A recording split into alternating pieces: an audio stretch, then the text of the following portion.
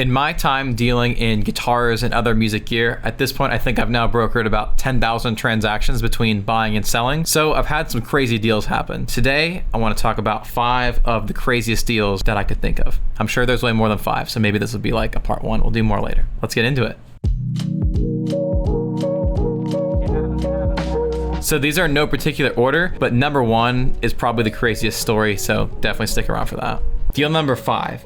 This is something that I bought on Reverb, and I'm gonna read you the title exactly as it's written. Squier and Fender Guitar Collection. 30 plus guitars, all original, all case kept, studio played only, in mint condition. I am just curious if anyone would be interested in buying the whole collection. Used, mint condition, $7,500 plus $500 shipping. Now, spoiler alert, most of that title was not accurate. I see this listing pop up on my Reverb feed, and most people aren't shopping for 30 plus guitars at once. I, however, run a used and vintage guitar shop, so I'm always looking for 30 or more guitars at once. So this seemed right up my alley. Like it said in the title, it's mostly all Squier and Fender stuff. Unfortunately, the Squier stuff that was in here was higher end stuff in the range of modern Squier. This was vintage modified Squier classic vibe, and then a lot of Fender Mexico stuff. So good, like kind of middle of the road kind of gear, which is cool. So I'm always looking for kind of utility stuff like this. I'm pretty interested in it lists out, you know, it's got an FMT Telecaster, it's got a Fender Marauder,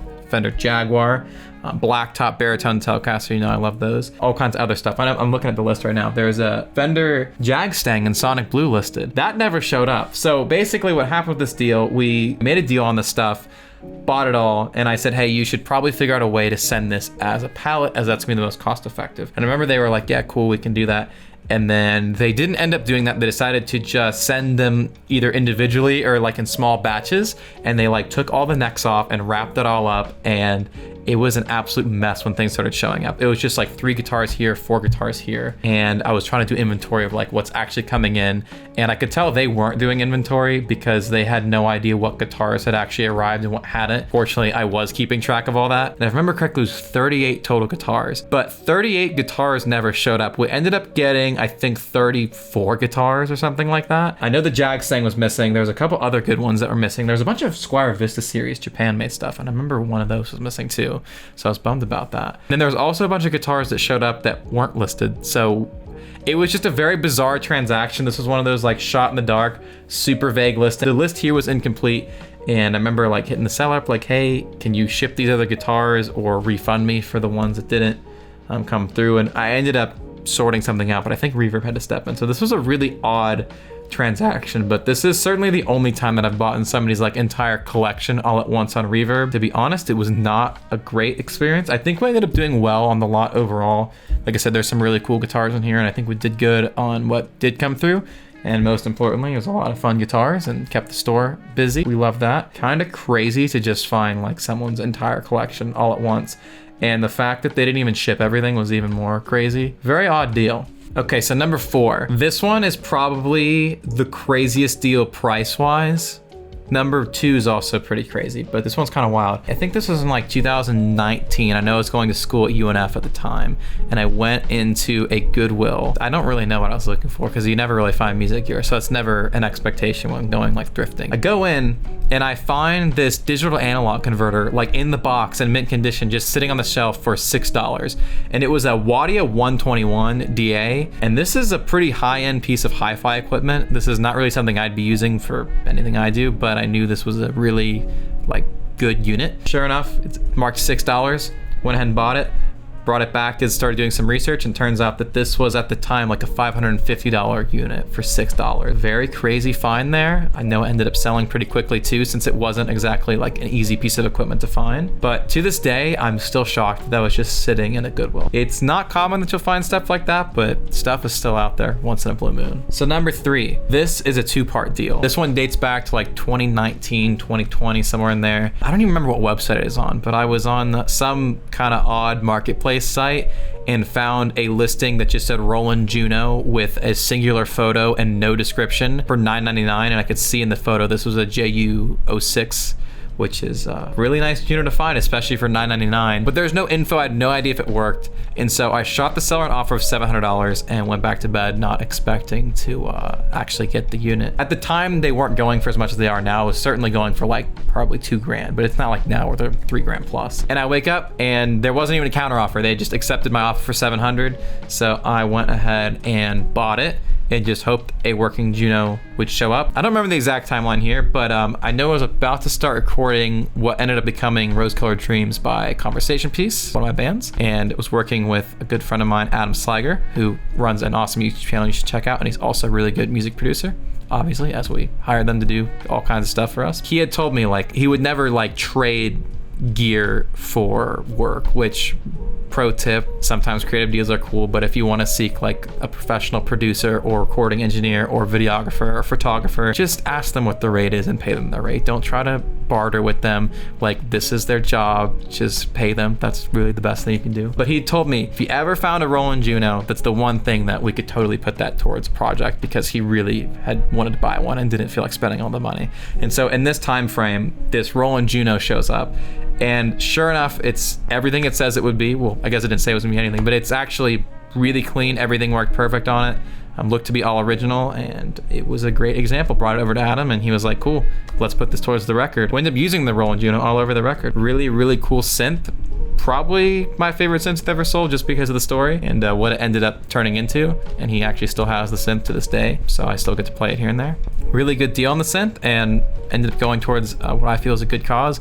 It was a lot of fun making that record with Adam and David, so good memories there, and I'm really proud of that record. So that Roland Juno kind of got the ball rolling for that. Very fun find.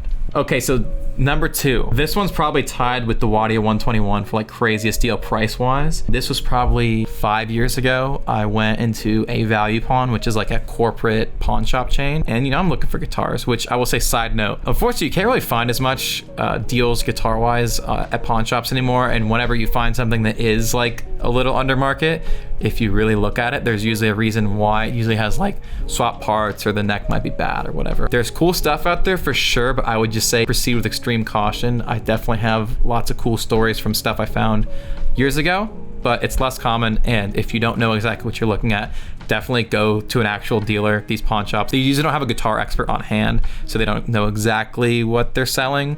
So sometimes that can get you a good deal. Sometimes that can get you a fake guitar. Proceed with caution. But I go in, and there's literally piles of like really cheap guitars, like $100 or less acoustics that the necks are all shot on. And I'm kind of looking through the shelf, and I see a vintage Gibson LG-1, ended up being in 1965. Beautiful cherry sunburst finish. And I'm like, this is awesome. Let's check it out, see what kind of condition it's in, see how much they want. And it is tagged at $150, which is insane. I obviously bought it immediately. Ended up being a pretty clean example. I don't think there was any breaks or repairs. I think it was all original, if I remember correctly. And I do remember just it played great, really, really fun guitar. I would say guitar-wise, anytime anyone asks what's like the craziest deal you found as far as like what's the best deal, I always reference this guitar, because it's still crazy to me that I found a vintage Gibson in somewhat modern times for $150. So that was very solid find. I've not repeated anything like that to this day, so hopefully there's more of those deals in the future, but I am not holding my breath. That's kind of a once in a lifetime kind of find there. And number 1, this is the craziest story, and I actually have the guitar behind me, which I'll show you in a minute. I'm on Facebook, which I don't usually go on Facebook at all, but I'm just doom scrolling through, and I am in some guitar group, and I see someone leaving a comment that they're trying to sell a guitar, a pink Fender Stratocaster. And he just said, hey, trying to sell this guitar. So I shoot this guy a message thinking he's probably somewhere in the States. And he says, hey, I'm in Ghana and Africa, and I want to sell this guitar. But I'm only going to accept payment over like Zoom or like some kind of wire transfer thing. So I'm obviously like, this is objectively a scam. I didn't even really message back for a while, and then he hit me back up again and was like, hey, do you still want that guitar? I was like, yeah, I do, but I'm only going to pay you via PayPal Goods and Services, because that's how you do business online usually if you don't know the person. He keeps telling me, no, I can't do that, but to earn your trust, because I'm legit, I'll just send you the guitar and you can pay me when you get it. whether through wire or we'll figure something else out. So at that point, I didn't have anything to lose. I was like, okay, sure. I give him my commercial address. So he doesn't even really know where I live at this point. He just has an address to send this to. So he doesn't have any of my information. Somehow, DHL shows up with a gig bag. This just shows up to the door with a shipping label literally tied to the handle. It's not boxed, it's not packed. This thing came from Africa to Florida, just like this. And somehow DHL managed to not damage it, so good job on that. At this point, I paid no money. We have this beautiful Strat. You know, like I said, I didn't know much about this. It was kind of at a price where it was worth taking the gamble. Obviously, as soon as it showed up, I contacted him and said, hey, let's figure out payment. And he actually ended up having PayPal later, which was kind of interesting. Ended up settling up on the guitar, and I have this 1996 or 97 crafted in Japan Strat. And what's crazy about this is it's actually nitro finish, which makes no sense. They'll do nitro here and there on Japanese made guitars, but it's pretty rare, and I've never found another crafted in Japan one with nitro. Did the acetone test, it's a thin nitro finish. It's kind of crazy. This is definitely like a one-off or one of only a few. I initially intended on just sending it through the shop like we do with any other guitar we get in, but this was just such a funny story, and it kind of checked all the boxes for me for a Strat. Nice dark board, love the color, great neck profiles. Obviously being a ST62, it's got a thin like a 60s neck. I decided I have to keep this one, and very happy to have this in my collection, and excited to definitely take this out and play it and beat it up even more. It's obviously got lots of wear, as you can see, but that's kind of the cool thing with this. This is aged a ton, and it's ready to be aged lots more. This is the Prince of Africa guitar, and I will always remember it as that. Funny side note, this is the gig bag it came in, which I've never seen a Fender gig bag that looks like this. Oddly enough, this is literally the exact same bag as the Flatfoot of Gear gig bags that we have made. So I think this has to be like a bootleg bag that somebody had made over in China, and it's just funny that I literally know the factory this was made in, and I'm sure Fender is not outsourcing stuff there, so that's kind of hilarious. Just a fun side note with that story if it wasn't odd enough. Let me know down below which one of those was your favorite. Those are all 5 pretty crazy stories. I'm sure I have a lot more of those, so I should definitely do another one of these videos soon. Let me know in the comments if you guys want to see that. Also, I want to do a viewer comment and question video soon, so if you have any questions you want to ask, whether about this video or just anything about the channel or the shop, please leave it down below, and we will answer all those questions in a video soon. As always, we appreciate you guys subscribing and liking and doing all that stuff, and everything you do to support the channel and support the shop. It really does mean the world, and we will see you in another video soon. Bye.